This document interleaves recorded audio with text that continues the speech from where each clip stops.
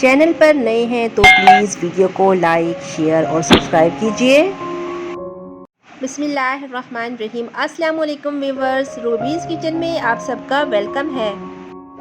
آج جمعے کا دن ہے، میری طرف سے سب کو جمعے کی بہت بہت مبارک ہو اور اللہ پاک سے دعا ہے کہ سب پر اپنی رحمت نازل فرمائے اور ہم سب مسلمان بہن بھائیوں کی پریشانیوں کو دور فرمائے، آمین یا رب العالمین۔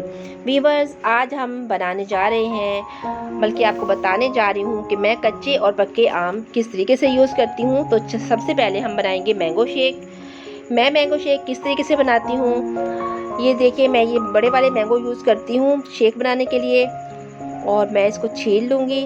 ویورز، میں مینگو شیک میں برف یوز بالکل نہیں کرتی، کیونکہ میں دودھ کو فریزر میں رکھ دیتی ہوں اور وہ بہت زیادہ جب ٹھنڈا ہو جاتا ہے تب میں اس کا شیک بناتی ہوں، کہ میرے گھر میں پسند نہیں کرتے کہ اس میں برف ڈالی جائے، تو اس طریقے سے بہت ہی مزے کا بنتا ہے۔ تو آج آپ کے ساتھ میں شیئر کر رہی ہوں۔ یہ دیکھیں، کبھی کبھی تو میں ایسے کرتی ہوں، مینگو کی کٹنگ کر کے اور اسے ایک باکس میں ڈال کے ان کو بھی فریزر میں رکھ دیتی ہوں اور دودھ بھی فریزر میں رکھ دیتی ہوں، اور اس کے بعد پھر میں شیک بناتی ہوں، تو وہ بہت ہی مزے کا بنتا ہے۔ مینگو شیک بنانے کے لیے میں سندری کی مینگو یوز کر رہی ہوں۔ یہ مینگو مجھے میرے بابا نے بھیجے ہیں، ان کے مینگو کے باغ ہیں، تو کسی دن میں آپ کو مینگو کے باغ کی سیر بھی کرواؤں گی۔ ابھی میں پچھلے دنوں عید کے سیکنڈ ڈے ادھر ہی گئی ہوئی تھی، بلکہ ہم نے بہت انجوائے کیا، وہ میں ویڈیو آپ لوگوں کے ساتھ ضرور شیئر کروں گی۔ تو مینگو ہمارا چھل چکا ہے، اب ہم اسے بلینڈر میں ڈالیں گے، اور یہ ٹھنڈا یخ دودھ میں نے شامل کر دیا اس میں، اور یہ مینگو تھوڑا کم میٹھا ہوتا ہے تو پھر چینی ہم اپنے حساب سے ڈالیں گے۔ میں 5 چمچ تقریباً ڈالوں گی اس میں چینی کے، اور ہم اس کو بلینڈ کر لیں گے اچھی طریقے سے۔ دیکھیے ویورز، مزیدار مینگو شیک تیار ہو گیا ہے۔ اس طریقے سے آپ بھی بنائیے گا، دودھ فریزر میں رکھ دیجئے اور مینگو کی کٹنگ کر کے بھی جس ٹائم بنانا ہو فٹافٹ سے، برف ڈالنے کا جھنجھٹ ہی نہیں ہے، اور اس طریقے سے بنائے گئے شیک کا ذائقہ اتنا مزے کا ہوتا ہے، آپ ایک بار اس طرح بنا کے دیکھیے گا، آپ کہیں گے واقعی کوئی چیز بنی ہے۔ تو کیسی لگی آپ کو ہماری آج کی یہ شیک کی ریسپی؟ ابھی ویڈیو ختم نہیں ہوئی، کہتے ہیں نا ابھی پارٹی ختم نہیں ہوئی، تو ابھی آگے بہت کچھ ہے۔ ابھی میں نے آپ کو بتانا ہے کہ میں کچے پکے مینگو کس طریقے سے یوز کرتی ہوں۔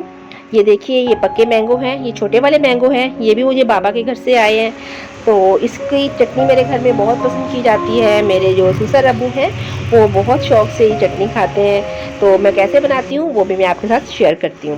یہ دیکھیے، اس میں یوز کروں گی کوٹی ہوئی لال مرچ، سوکھا ہوا پودینہ اور نمک۔ یہ آپ اپنے ٹیسٹ کے اکارڈنگ یوز کر سکتے ہیں، وہ تھوڑا تیکھا کھاتے ہیں، تیز مرچ کھاتے ہیں، تو میں نے 1/4 ٹی اسپون تقریباً لیا ہے کوٹی لال مرچ کا۔ 2 مینگو کو بالکل میں نرم کر لوں گی، ان کو ہاتھ سے پریس کر کے، ان کا مجھے جوس چاہیے، جس مرضی طریقے سے آپ اس کو نرم کر سکتے ہیں۔ ٹھیک ہو گیا؟ یہ دیکھیے، ایک کو میں نے نچوڑ لیا ہے اور دوسرا بھی، یہ اس کی گٹلی بھی اس میں جائے گی، صرف چھلکا ریموو کرنا ہے، اور ہمیں اس کا بالکل یہ جیسے میش کرتے ہیں نا، آپ اگر چاہیں تو صاف ستھرے ہاتھوں سے بھی میش اس طرح کر سکتے ہیں، اور چاہے تو آپ کانٹے کی مدد سے بھی اس کا جوس اس میں مکس کر سکتے ہیں اچھے سے۔ یہ دیکھیے، یہ ہو گیا۔ اب میں اس میں شامل کروں گی کوٹی لال مرچ، سوکھا ہوا پودینہ اور نمک۔ یہ اپنے ٹیسٹ کے اکارڈنگ ڈالیے گا، میں تیکھا ڈال رہی ہوں ان کے حساب سے، ٹھیک ہے، اور اس کو اچھی طرح مکس کر دوں گی۔ یہ مزیدار سے چٹنی ریڈی ہو گئی ہے، ان کو بہت زیادہ پسند ہے یہ چٹنی، تو میں اکثر ہی شام میں جب ان کا سالن کھانے کو دل نہیں چاہ رہا ہوتا تو وہ ایسی والی چٹنی بنواتے ہیں۔ تو یہ کیسی لگی آپ کو ہماری یہ ہلکی پھلکی سی چٹنی کی ریسپی؟ اور ابھی میں آپ سے شیئر کرنے والی ہوں کہ میں امچور کس طریقے سے بناتی ہوں ویورز۔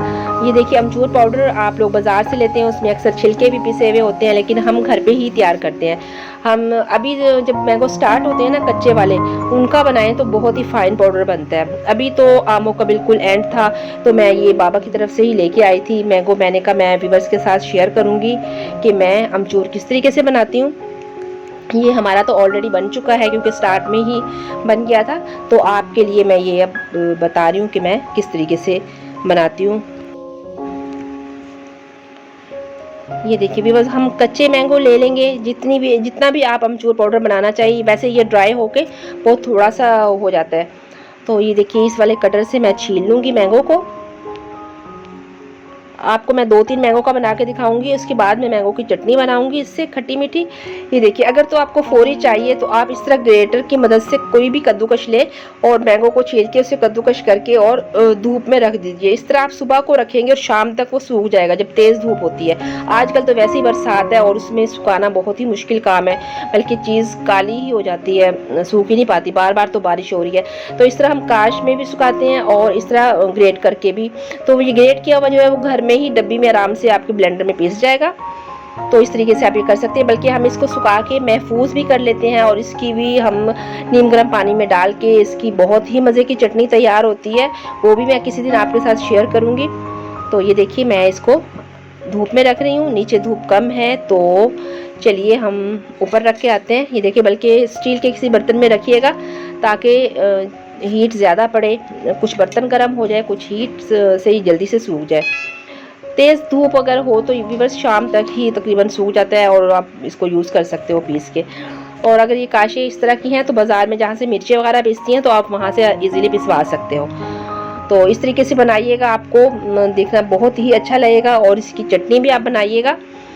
तो इस तरीके से आप महफूज करके इसको साल भर के लिए रख सकते हैं। तो बाकी के जो मैंगो बच गए हैं इनको हम छील लेते हैं और इसकी मैं आपको खट्टी मीठी चटनी मैं किस तरीके से बनाती हूँ वो चटनी आपके साथ शेयर करूँगी। मैंगो छील लिए हैं और इनको मैं उबलने के लिए रख दूँगी। थोड़ा सा पानी शामिल किया है और मैंगो डाल दिए हैं इसमें, तकरीबन 5 मिनट लगेंगे, ये सॉफ्ट हो जाएंगे बहुत। तो ये सॉफ्ट हो जाएं फिर मैं इनको ठंडा करके ब्लेंडर में डालूँगी और मैं इनको बारीक पीस लूँगी। ये देखिए ठंडे हो चुके हैं, चलिए हम अब पीस लेते हैं इनको। और इसमें क्या क्या इंग्रेडिएंट्स जाने वाले हैं वो मैं अभी आपके साथ शेयर करती हूँ।